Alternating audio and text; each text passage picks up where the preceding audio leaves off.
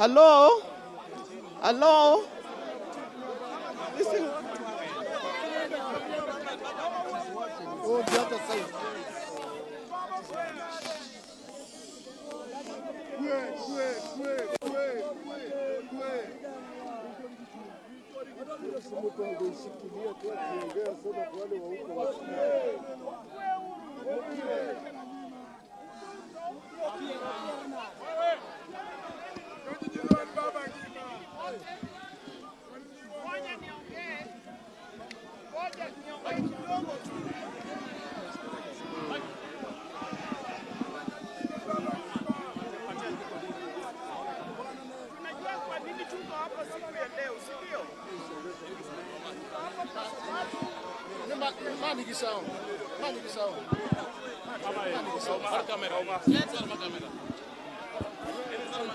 Hello?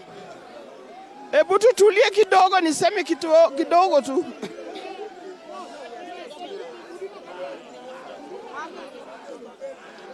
Poleni sana.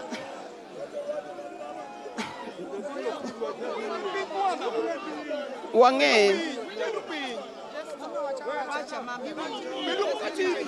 Cover the cameras. Cover the media. Poleni sana.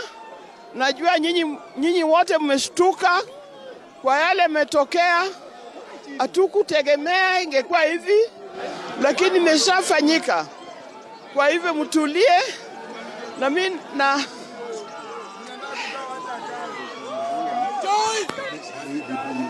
Maliza kitu. Maliza biashara. Maliza.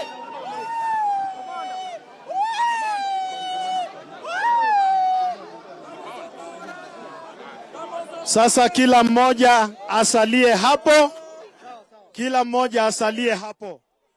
Na wanahabari tutawapanga vile tutafanya kutoka hapa.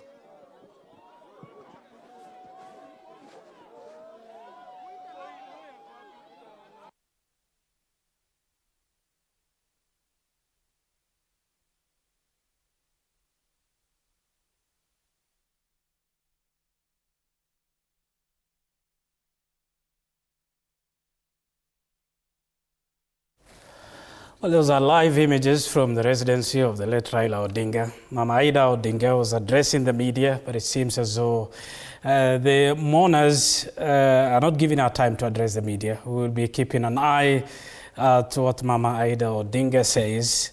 Of course, she's mourning the death of her beloved husband, the death of a Kenyan politician who has been eternally present for the last 30 years in Kenya's political landscape, a 5-time presidential candidate, the leader of the Orange Democratic Party, and the founder of Azimio Code, among other political formations in the recent past.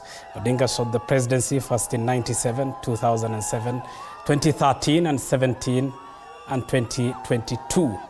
The 2007 rather, a hotly contested, disputed results, which led him negotiate with President then Mwai Kibaki in the formation of a grand coalition government. Let's continue with our discussion as we reflect on the time and the life of a man who Kenya today and Africa and globally we mourn. Javas Bigambo joins us in the panel. He is a governance expert and lawyer. Javas, let me get your thoughts first.